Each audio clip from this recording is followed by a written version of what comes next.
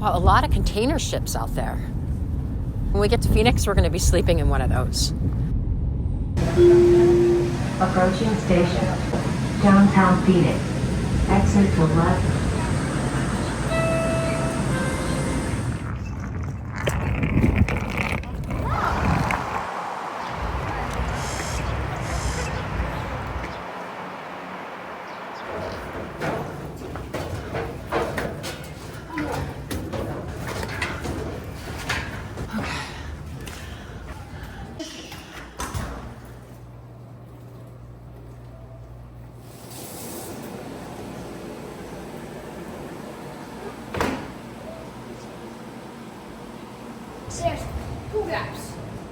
Feel like you're on a ship? The biggest thing for me and why we like using containers is they exist in our world already, right? And so this building is 300 tons, 600,000 pounds of steel that we didn't have to build. So why did you decide to build, what is it, 5, 6 floors? I mean, is there a limit? 85 feet. This is the tallest in the US that you can build shipping containers. So this, as far as we know, is the tallest in North America. The building code and fire safety is really what drives that. Obviously, you didn't cover any of the container. I mean, you know, the fact is, like, it's all container, right? Yeah, I mean, for us, it is what it is, right? And so it's about being honest to what the material is.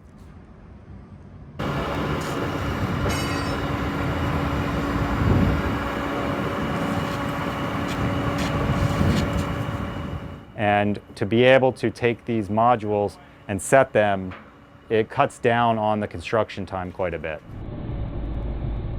And so the ability to produce a building faster is what I'm really interested in. And by using a container, you're kind of given a restraint already, right? And so I'm a big proponent of not adding so much more structure to it to make the container do something that it really isn't meant to do.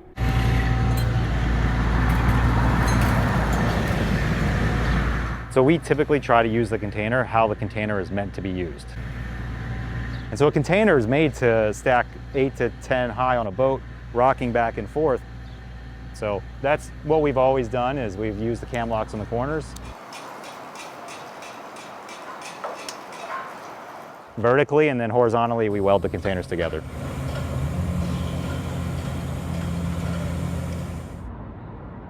And so do we see here, like, basically the way that the buildings are joined is the way you would see on a shipping container? I mean, on a ship. Oh. Yeah, so there's a steel structure above the podium, which you can see, and then each container is joined together with a cam lock, which is what they use on the boats, right? So here you can see the cam locks, where this inside of here turns. But this is how the cam lock works. You can see this inside. So when they go on, you can quickly tighten that. So wait, you can unlock it? Well, don't tell anyone. So yeah, this building, they're welded together on the sides, and it's turning below too. So you can see both there. And then is that the way they lock, for example, on a vessel when they are going across the ocean? Exactly. So that's what they use, and so we use it the same way. Same way. Simple. So you just have to make sure you drop the containers just right on top of each other, and they'll line up. As long as these are lined up, it's... Yeah, I mean, there's some movement in it, so you've got to push it to get it in line. Yeah. So for instance, here there's... This is the bottom of the container, and then the top of the other container. And is there any, I mean, are you doing anything to make sure it locks, or is it just the cam lock? Just the corners. That's it? That's it. That's just, they're placed here. Wow. There is some support where we cut the walls out on the interior. Okay. And here you see the denting, right? This is from probably on a ship. Yeah, absolutely. When they move them around, they get hit. And so what happens is shipping lines will not want to keep maintaining them. It starts to cost money to maintain it. And so that's why they unload them and bring in new boxes. And so there are some requirements that we have from a dent standpoint. We need to make sure that the corners are not dented.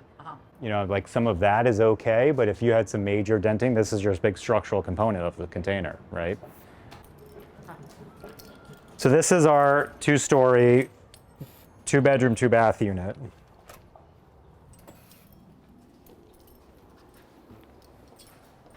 So you actually did a lot of cutting over here then. So yes, what we're standing is 2 containers, and you can see on the floor where the seam is. This is the seam between the 2 containers. This is the center of where the 2 containers come together. And then if you imagine, this is 2 containers above also. So we removed the floor of those 2 containers and the wall in between to get the loft. Structurally, how you make sure those components are in place? So what you see here structurally is cross bracing, right? So the code requires you to support the building laterally, meaning wind against the side of the building. And this face is exposed, and every unit, when wind is being pushed this way, this cross bracing allows it from racking, right? Above, there's structure that's put in, and it's a similar structure that we use when we stack them on top of each other. And so it's a very simple beam that just runs across, and we're using the columns of the container to run down. And then the only difference is we do have a rim joist here that runs around between the boxes because of the double height space.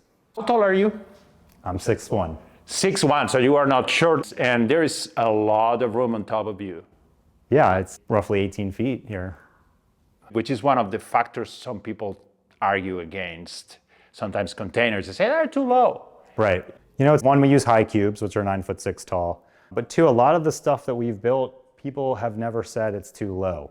It's always, because we'll always offset it with something else. If you come in a lower height ceiling and then the rest of it is higher, it gives that illusion of that height.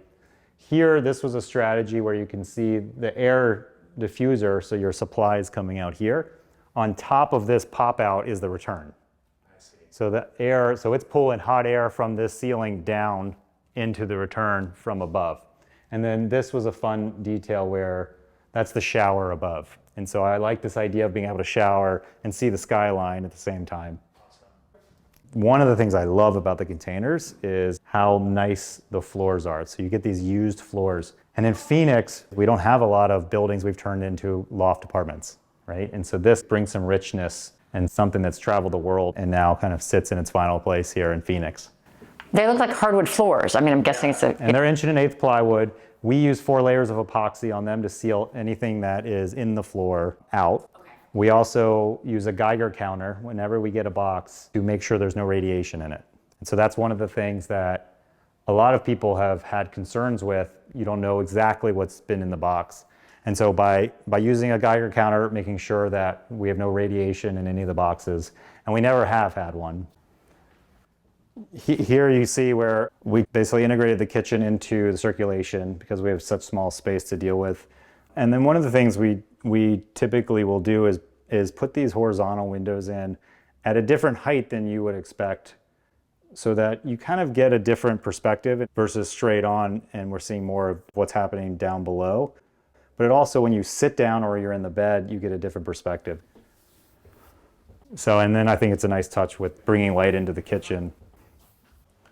The bedroom, which is in the back, and you can see that one of the things we try to do is have our sight lines of the drywall going to the glass, and then an extender eye with the door sticking out, and same with the ceiling, so integrating those windows. And so it kind of gives you a different view. Underneath the stair, we recessed an area for suitcase behind the wall, and then you have closet there. Nice, but it's long and narrow. I mean, that's kind of like the container, right? So Exactly. You made the kitchen long and narrow, but it feels spacious enough. It feels like it works, you know, by just placing things. I think it's pretty functional kitchen for the space that we have. And I think the bathroom even gives you a decent size.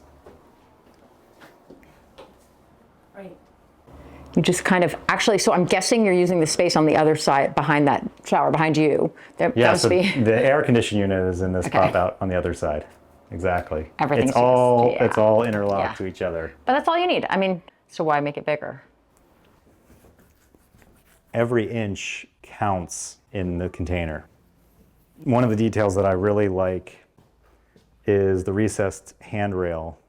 By recessing this, we cut out 3 inches that is needed for a handrail.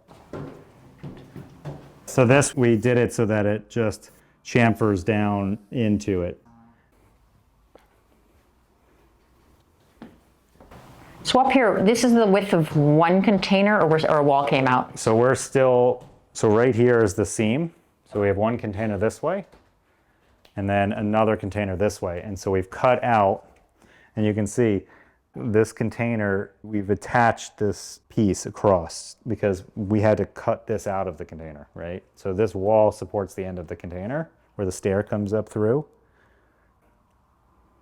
So container doors and climate, are they doing something? Yeah, so when in the summer, the sun is setting right there, and that sun is really hot. That western direct sun is what we want to avoid. And so by having the solar fin here, that's blocking that sun from hitting the glass. And again, the floors, I just love the floors here. I mean, it's just so cool, right? It feels like it's like leather almost. Right? Leather or like a walnut. I mean, just some sort of. Yeah, a lot of them, they use a lot, they're 1.1 inch, and a lot of it is hardwoods. And so that's, as long as you seal it, I just love seeing the floors. Again, one of my favorite details is showering and seeing the skyline at the same time. Oh my God, through I the didn't window. see that. Isn't that cool? So that's, you're seeing right out. Why not? I mean, there's no need for privacy up here. You're not going to see. So just a fun opportunity there. To me, one of the things that we lack in Phoenix, I kind of call it a skyline of stucco skyscrapers, right? I think when you think back about great cities, there's always a sense of permanence when you're walking down the street. You know, there's brick buildings. And so I was trying to relate to how do we get some quality material, a feel of permanence on the street. And so the concrete culverts, these are made for water drainage. They go underneath bridges or roadways. And so we've taken them and used them as our window wall. I would say that it fits actually the space inside. You see some modern buildings in big cities that use culvert type of structures. Right. You see very big windows, you know, it's memorable, right? Yeah. Another thing, that's it's just unbelievable to me that if you think about the history of Phoenix, before we all had air conditioning, we had boulevards that you could walk with covered areas. If you look at old photos of downtown Phoenix, we covered our sidewalks, and then that all went away, right? And so now there's been a huge push for a shade plan in Phoenix. And so with that right away, we took our solar panels and shaded the sidewalk with it. One of the things that we did that you don't see anywhere is that this power goes to the tenants. It's interesting, you actually see some denting on the side. Yeah, so that changes throughout the day with the light. And some people say that, look at that and they say, I can't believe you built a building with dented containers. But for us to use new containers totally defeats the purpose of our mission. We could have gone to an architectural concrete company to build the culverts.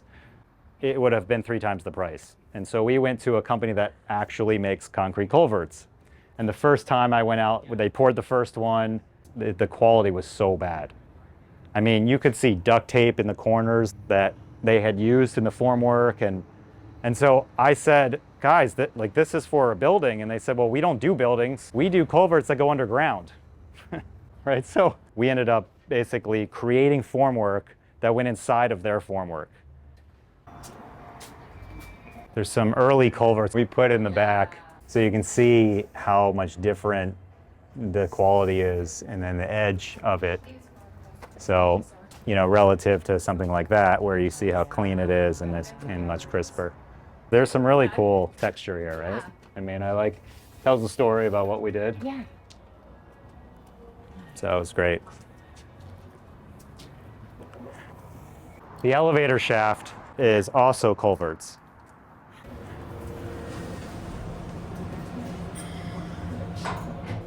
Yeah.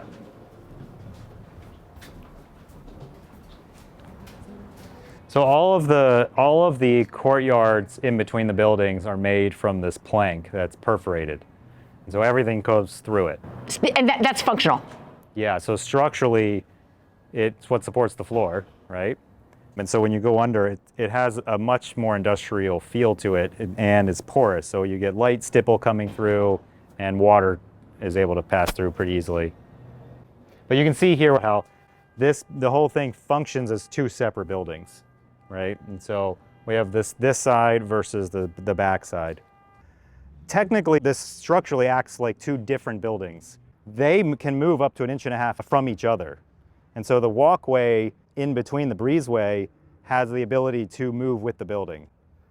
And so for here, where we have huge degrees of change in temperature, and obviously you take the coefficient of expansion with steel, we have to be able for those things to operate. And we have different winds on different sides of the building, right? So it's welded on one side and it's bolted on the other. So one side of this plank is welded on. So you can see these bolts here, all this structure, it can move within that bolt space there. So that's how these two buildings move separately. Wow. So you can really do architecture with shipping containers. Here you didn't just stack them. We're trying. Yeah. And so here even you see these are doors, but there's no containers. Right. The roof deck is made from 4 shipping containers, right? And so there's a floating floor above it. So all the water that falls through this floor also goes down into those drains. So this is the center of the containers, right? So you have one, this side is one, and then this side is another. And you took the sides off. We took all the sides off. We left this for the railing. So this was the side of the container. And then you've got the center posts of the 4 containers that have come together here. And so where they've all come together, all 4 of the containers come together here. But you do see this, all this is permeable? Yeah. So all the water that falls here and falls there all goes down. And so this is actually a floor. You can see this paver. That's the foam roofing material. And so that water drains down into a drain that's in the middle of over here. And so this roof deck allows the water to fall through and for us to collect it. For irrigation, for planting? Yes. So in the summer, these get huge, and then we cut them back for the winter. So all that goes down and down into the cistern. So on the side of the building is a vertical container, and it's full of water. Everything that hits the building falls in it. So this is the second floor. All the water that hits the roof in the building comes down to this level and comes out these drains and down into the cistern. We only get 10 inches a year in the desert. And so all that water comes down into these gaps. That's amazing. You feel like you're on the ground floor. You know, we have the rock and the water's flowing through. You're still able to do that even though we're not grounded. So this goes into drains, yeah. So one of the things, like you see the floor, you know, when it rains, the dust comes also, right? And so they are water jetting this every quarter, right? So they'll come in here and pressure wash it, and all the water from pressure washing also goes into the tank.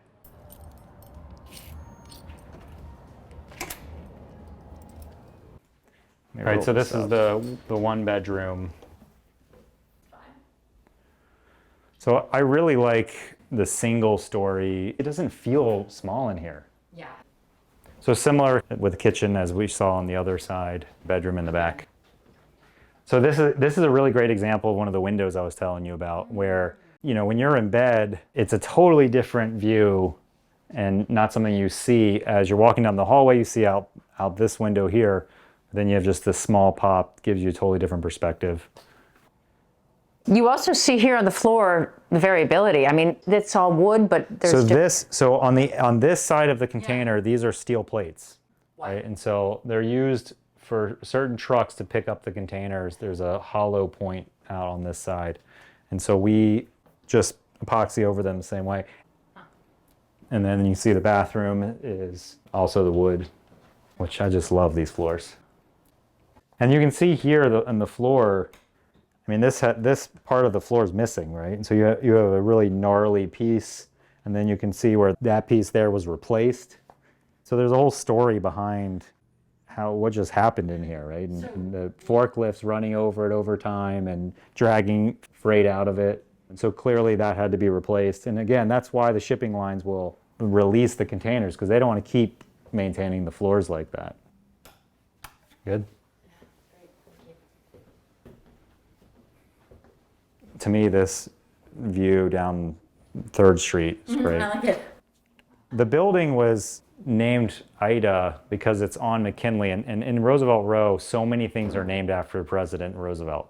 But I thought it would be a great idea to name the building after the First Lady of McKinley. Here's our stucco skyline. So one of the oldest buildings you see where Frank Sinatra would stay when he came here is over here is the Westward Ho. Just south of us is Arizona State University. And so that's really been built up and helped with the development in downtown. Over to the left is the convention center. And then just behind that, you see that arch, that's the ball field. And so this is really the heart of our downtown. And you call it a stucco skyline because everything was built fairly recently. Yeah. You know, unfortunately, so much of the architecture is based on profit. And to do that, it takes stucco. That, just right, that rusted building above that gabled roof right there, that's the Oscar. That's our office there. And is that where there's another apartment building? Yeah, it's apartments above, yeah. So that's Ida, and now we're headed to the Churchill. Okay. So you have quite a few container projects in Phoenix. I mean, you guys really, right? Yeah, so we've now, I think we have done 6 projects.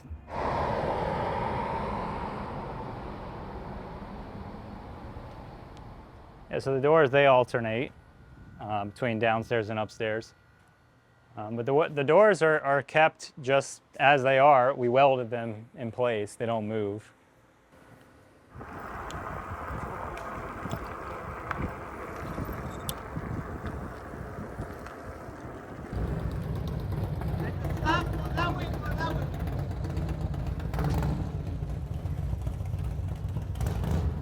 So this is a really funny story here.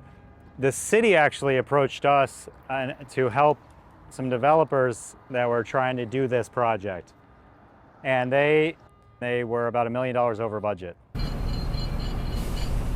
And so we got involved,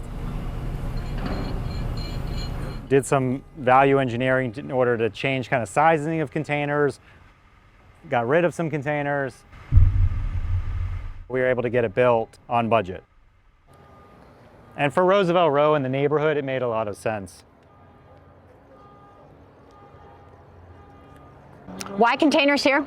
I think the same principles here from a speed of production, and it kind of makes sense modularity when you have 8 to 10 different businesses in the same place. It kind of starts speaking of that same language of incubate in each one. So you can see there's a hierarchy here between the sitting area that's sunken down and kind of your area where you circulate around where the businesses are. And that was one of the things that we did to save money, where we just made that a seat all the way around where we sunk that down. And instead of having to buy more furniture to do that. This is an open space. How do you keep it cool in summertime? So the best way is the misters that spray in the summer, and these large fans create evaporative effect, and it keeps it cool. There's also evap coolers in this ductwork. All of the units above are where house all the mechanical equipment.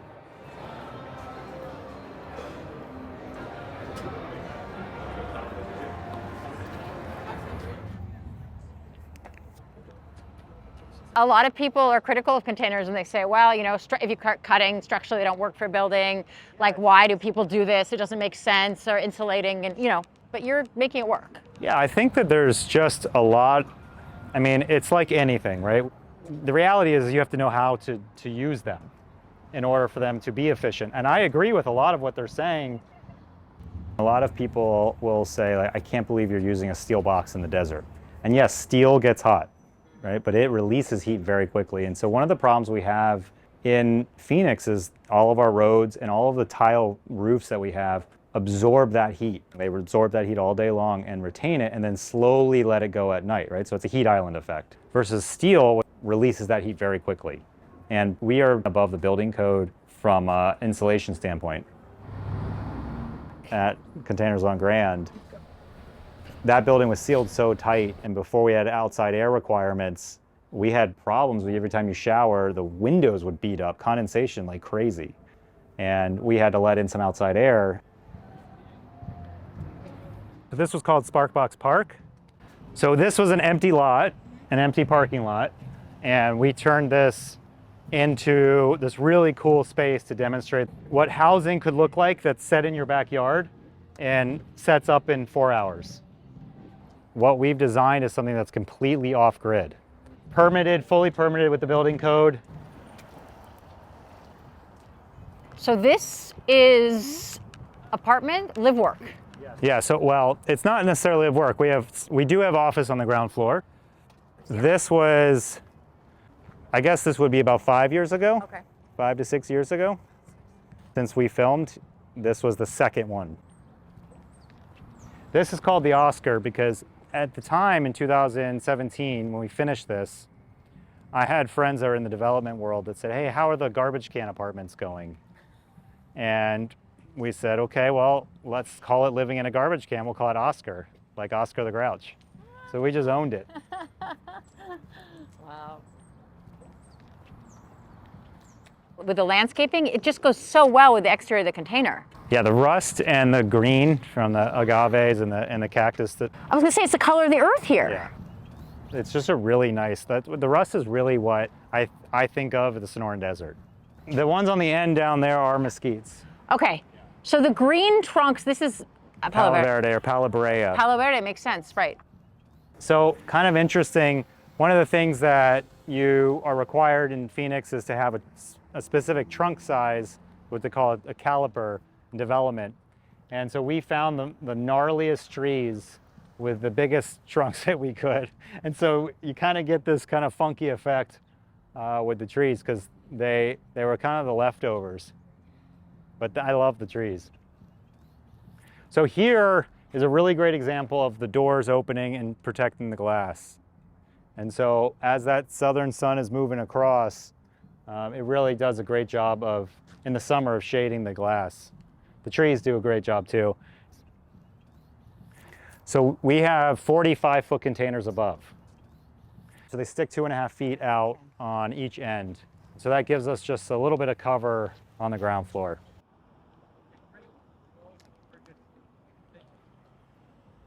So, Brad, you decided to put cinder block in between these instead of just having it pure container. Yeah, in the evolution of what we did, and again, the time was very different, but we didn't, when we built containers on ground, we didn't know if people would live in them. When we went to this, it was about cost. And so when we have subcontractors who have never built in shipping containers, we did the cores here out of conventional material. So all the bathrooms and all the infrastructure is in the center of the core. And so we said, hey, don't charge us a lot. This is the same thing you always do. It's just inside a block building.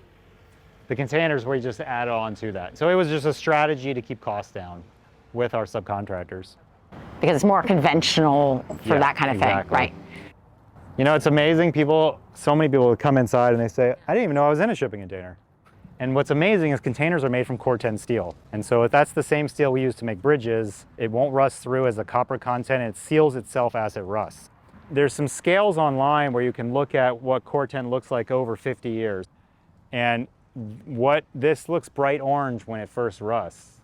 And this is now 6 years. And so you can see it's starting to darken, and it gets really dark like a copper color eventually. So it's amazing because it just always changes.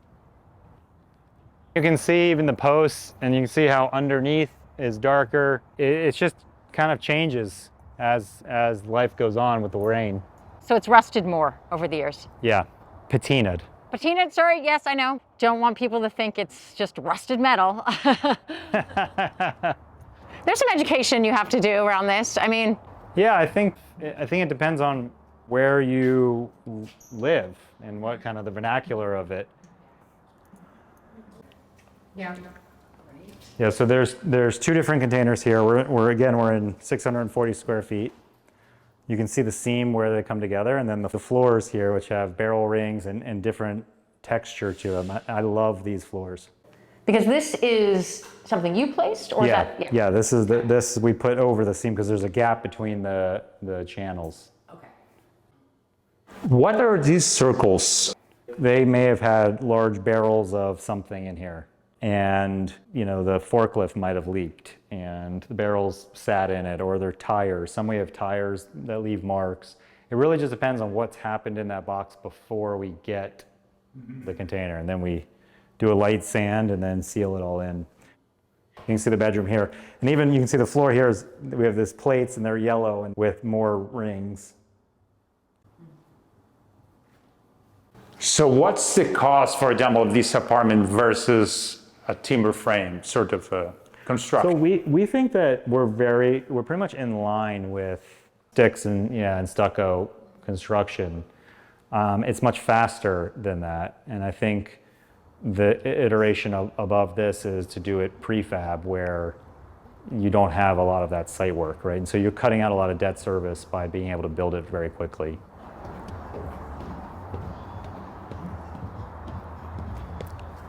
The foundations underneath, they're basically a concrete foundation. It's very conventional. It's just a spread footing. Okay. So where they come together, it's a 3 foot by 3 foot foundation. And on the ends, it's a 2 foot by 2 foot foundation. And we've intentionally are interested in how the container touches the landscape, and have covered that foundation with this riprap, this chunkiness, so it just kind of sits in the rock. Here, same cam lock, and you can see in the center they're welded. Again, you used what the containers were meant to do. Again, you're just placing them. Yeah, I mean, it seems like a very simple solution, so why not use it in construction, right? And that was fine. Permitting, again, like you didn't have to, at this point, they were ready for that. Yeah, I mean, as long as you can prove it structurally, then the city is good with it. So it takes a little more engineering. Yeah, it takes a little more convincing, for sure. The building code wants to know that a brick can hold a certain amount of weight because the brick has been tested for hundreds of years. But the container is not a building material. And so the steel that the container is made of, we need to identify each individual piece. But again, I mean, aesthetically, it's just, I don't know if it's because you have the cactus here and you have the Palo Verde that you get, it just feels really just Arizona. It goes together, right? I know, the rust does really great. It feels like it should be in this state too. Which is kind of interesting because it's a container and we don't have a port, but we have trains. We have trains. Come through on train. Yeah.